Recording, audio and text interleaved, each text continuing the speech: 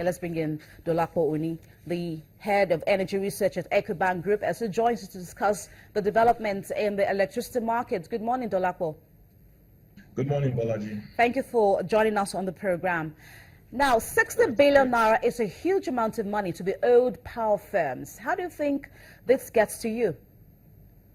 I mean, it's serious because two things. Number one is that those debtors, if you look at the breakdown, ministries, departments and agencies, local government, councils, and then the armed forces, they actually have agencies that actually get a budget every year and also get a budget element for power bills as well.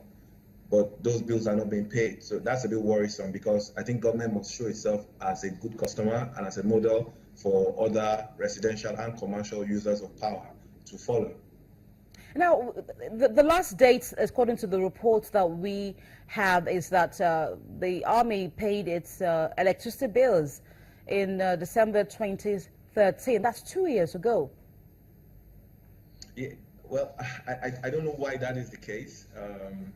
One thing is clear, again, and maybe I'm playing the devil's advocate here, is the fact that the Army has had to spend a lot recently on security to fight Boko Haram, to combat militants in the Niger Delta and all sorts. So, again, it's possible their budgets have been stretched significantly, but that said, it's important that for the whole power sector privatization to work, for government to actually be able to reduce its involvement in the segment and become a user just like everybody else, it must pay its bills. And that means all its agencies, departments, including the armed forces. So priority has to be given to the sector if we really want to make it work.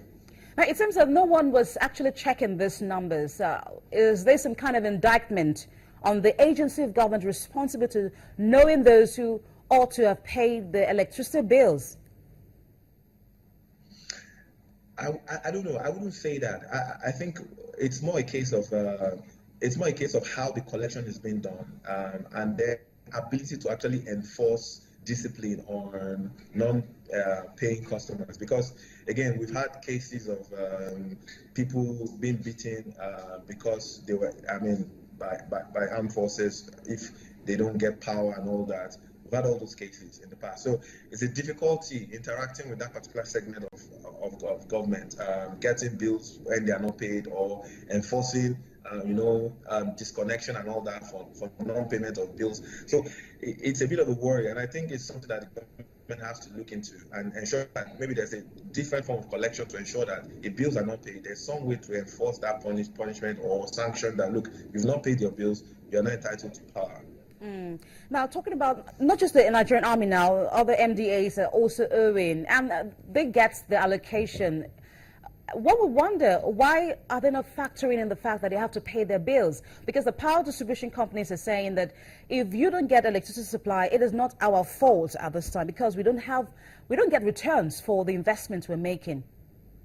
Essentially, and that's what we need to always focus on. Two things. Number one, but let's think about the fact that in 2013, when the power sector was actually privatized and the companies were handed over to the power companies, these companies all had financial projections. Part of that financial projection was the fact that tariffs were going to be increased every January and July between then and now. We've only done 2. Also, part of the collection, part of that was also based on the fact that they were going to be able to reduce their collection losses, some of them to as low as 20%, as low as maybe 15% and the like. We saw all those figures there.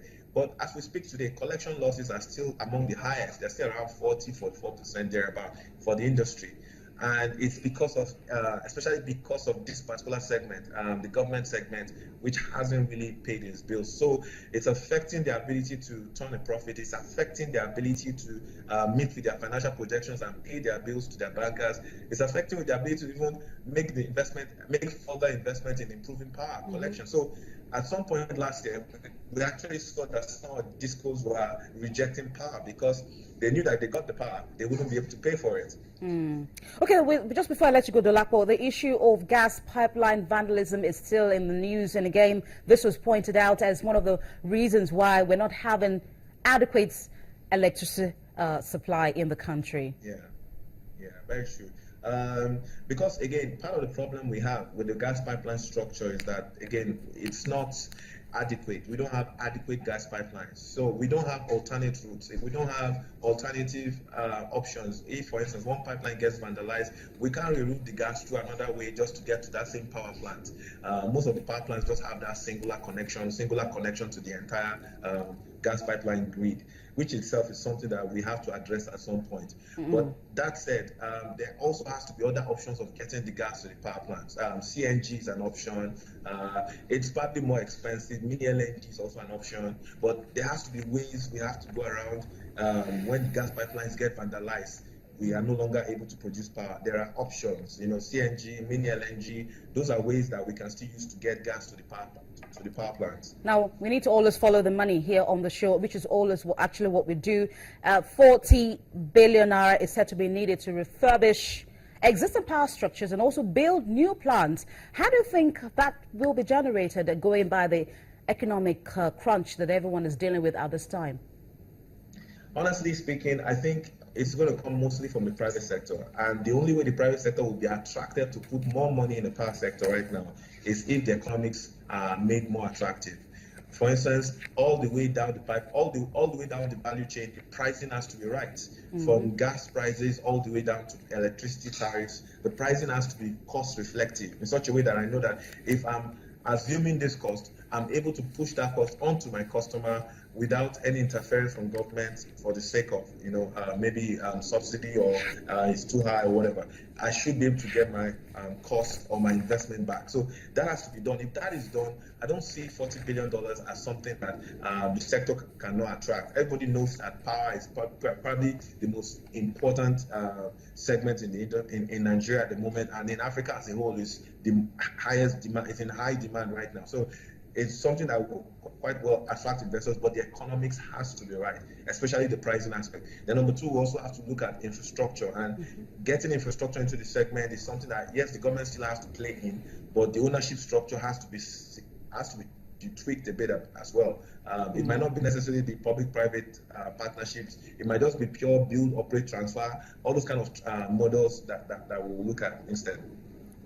Thank you so much, Dolapo. And at this point, that we do not know how much allocation was given to the power sector that would help it channel some of these funds to actually building the power plants that is required. Thank you so much. We hope that you enjoy the rest of your day. Dolapo Oni, thank you very much.